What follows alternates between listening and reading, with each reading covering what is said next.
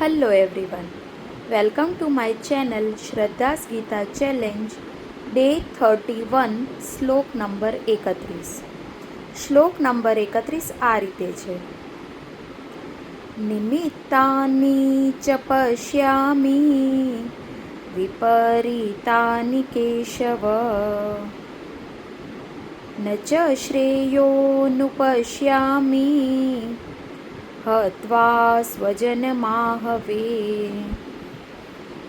હવે આ શ્લોકના શબ્દનો અર્થ આ રીતે છે. નિમિત્તાની એટલે સંકેતો, નિમિત્તાની ચ પણ, પશ્યામી જોઉં છું, નિમિત્તાની ચ પશ્યામી વિપરીતાની, વિપરીતાની એટલે શું કહેવાય, વિપરીતાની એટલે ખરાબ પરિસ્થિતિ, ખરાબ પરિસ્થિતિ. વિપરીતાની કેશવ એટલે કૃષ્ણ ભગવાનને કેશવ કહે છે.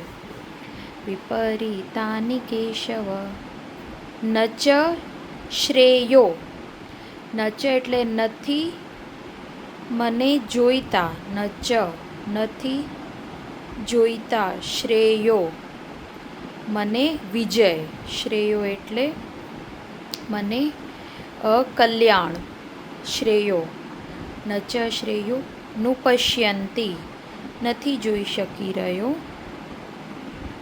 હત્વા હણીને, સ્વજનમ મારા લોકોને, સ્વજનમ હત્વા સ્વજનમ મહી યુદ્ધમાં. બરાબર છે. એટલે આ શ્લોકનો અર્થ શું થાય છે? અર્જુન શું કહે છે કે મને આ યુદ્ધ લડવામાં કોઈ પણ કલ્યાણ દેખાઈ નથી રહ્યું, મને વિનાશ જ દેખાઈ રહ્યો છો કેશવ. મને મારા સ્વજનોને મારીને વિજય નથી, મને મારા સ્વજનોને મારીને કોઈ પણ સારી વસ્તુ દેખાઈ નથી રહી, એવું અર્જુન કૃષ્ણ ભગવાનને કહે છે.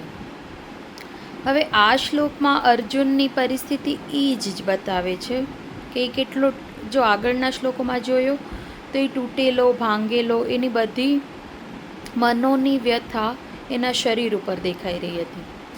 આમાં હવે કૃષ્ણને શું કહે છે કે મને આ યુદ્ધ લડવામાં કોઈ કલ્યાણ જ દેખાઈ નથી રહ્યું, મને વિનાશ જ દેખાઈ રહ્યો છે. બરાબર છે કે આ યુદ્ધ લડવાથી કંઈ સારું નથી થવાનું. એટલે આમાં આપણે જોઈએ ને તો અર્જુનની એક પીડા જે છે ને, આપણે જોઈએ તો અર્જુન અહીંયા દયાળુ આપણને ઉપર લાગે કે કેટલો દયાળુ છે કે લોકોને જોઈને યુદ્ધ લડવાની ના પાડે છે.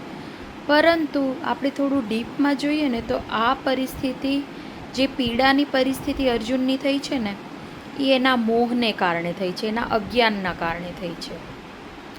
અત્યારે એને લૌકિક અહિંસા જ સાચું છે એવું માનીને જાય છે, પરંતુ એ નથી જોઈ રહ્યો કે આખા વિશ્વનો વિનાશ એ નથી જોઈ રહ્યો, પરંતુ એ રડે શેના માટે છે?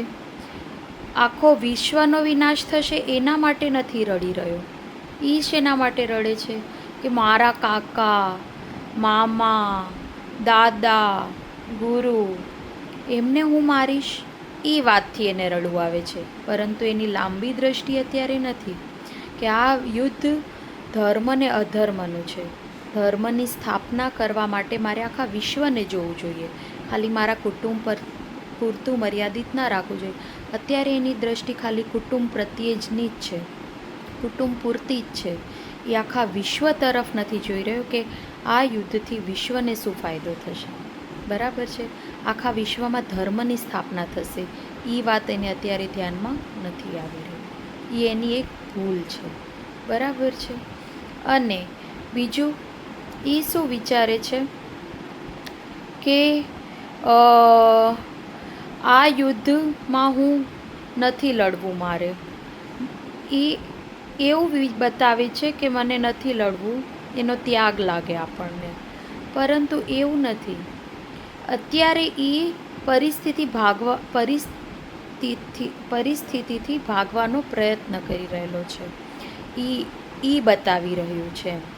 નકર અત્યારે એની ફરજ શું છે કે ધર્મની સ્થાપના માટે ક્ષત્રિયની ફરજ છે યુદ્ધ કરવું, અને ક્ષત્રિયની ફરજ છે યુદ્ધ કરીને મારે ધર્મની સ્થાપના કરવી છે, મારે સત્યનો સાથ આપવો છે. પરંતુ અત્યારે એને એ યાદ નથી આવી રહ્યું. અત્યારે એને એના સ્વજનો જ દેખાઈ રહ્યા છે. એટલે અત્યારે એ ભ્રમિત થયો છે, એની બુદ્ધિ ભ્રમિત થયેલી દેખાઈ રહી છે આ શ્લોકમાં. એટલે આપણા પણ જીવન પરિસ્થિતિમાં આ વસ્તુ થાય જ છે કે જ્યારે આપણું પણ કુટુંબ ને દેશ સમાજ વચ્ચે આપણે ચૂઝ કરવાનો ઓપ્શન આવે ને, તો આપણું મગજ કુટુંબમાં જ પહેલાં આવી જતું હોય છે. બરાબર છે ને? પછી સાચું શું ખોટું શું એ આપણે નથી વિચારતા હોતા.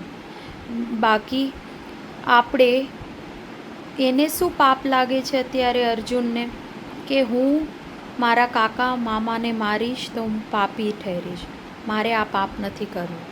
પરંતુ અધર્મની સામે તમે અવાજ ના ઉપાડો ને, એ અન્યાય સહન કરો ને, એ મોટું પાપ જ છે. બરાબર છે? તો અત્યારે અધર્મની સામે લડવાની ના પાડે છે તો એ એક પાપ છે, અને આ વિચાર નથી આવી રહ્યો. એટલે અર્જુન અત્યારે ખૂબ નાની દ્રષ્ટિથી જોવે છે, એને ધર્મના ચશ્મા પહેરીને જોઈ નથી રહ્યો.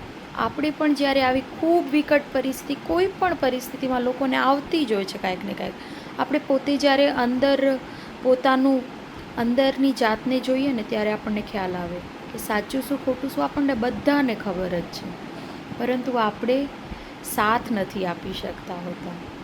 બરાબર છે? એટલે આપણને ગીતામાં કેટલી ઝીણી ઝીણી વાત સમજાઈ જાય છે ને, મને ખૂબ નવાઈ લાગે છે.